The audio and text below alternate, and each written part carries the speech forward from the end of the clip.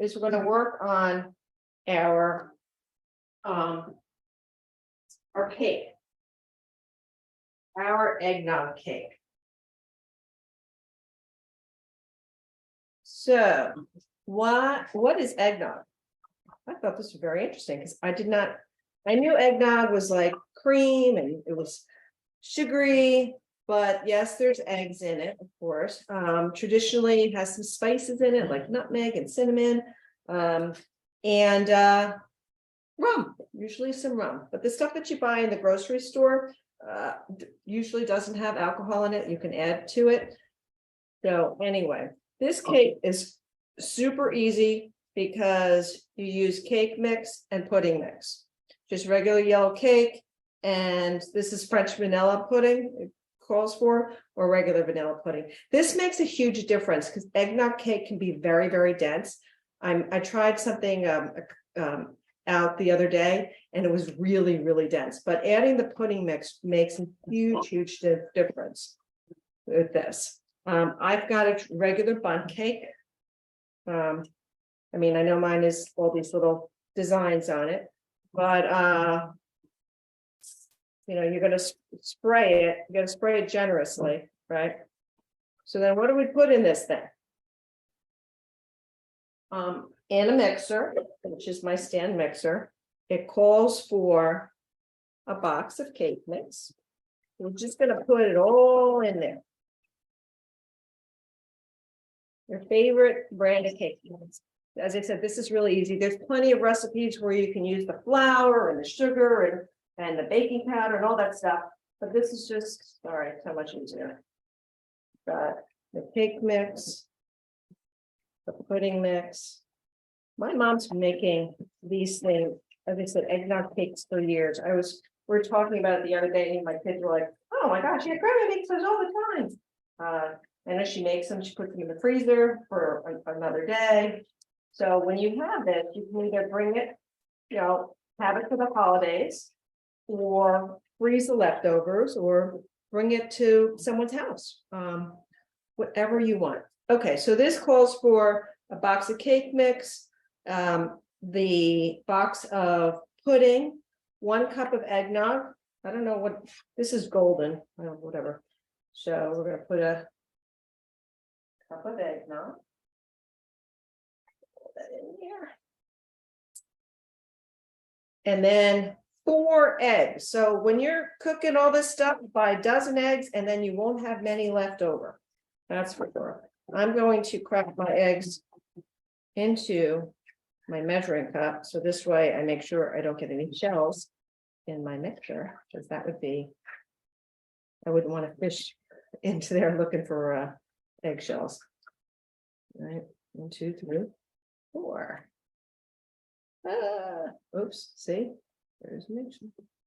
All right, we're going to throw those in there. Then I've got a 1/4 cup of water, regular water that I just measured out. 1/3 cup of canola oil. Then a teaspoon of vanilla extract. Oops, there we go. Am I supposed to put that back in here? Oh, yes. And 1 teaspoon of nutmeg.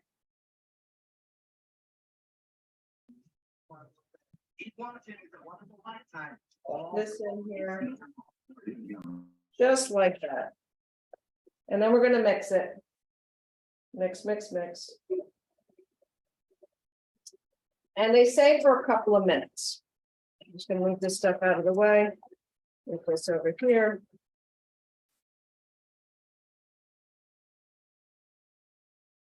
As I said, I sprayed this really, really well. You want to make sure that this pan is sprayed really well.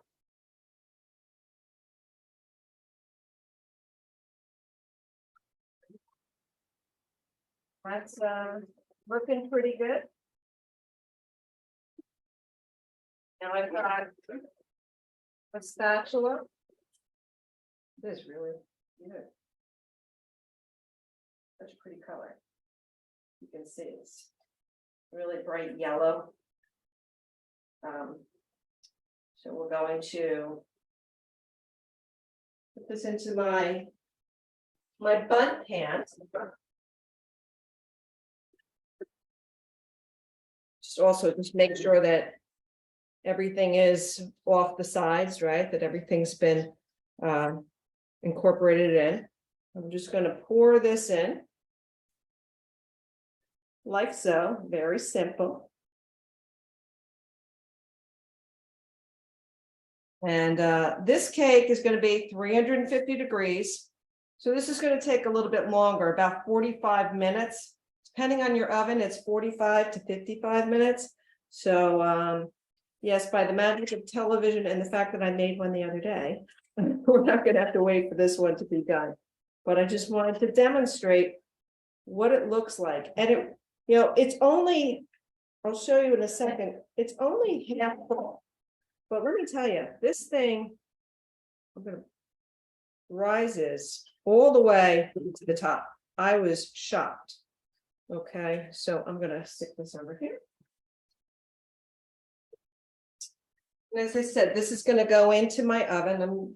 Thank God I've got double oven, so it makes life a little bit easier. But as I said, for 350 degrees for 45 minutes. When we take it out, the old tried and true tester is you put in a toothpick into the center, but this gets really, really thick. So I actually use like a skewer for shish kebabs, and I put it in. If it comes out clean, it's done. And when it's done, then we flip it out over onto a rack. Just a regular rack for 10 minutes to let it cool. And then we can put a glaze on top. So I'm going to stick this in right now.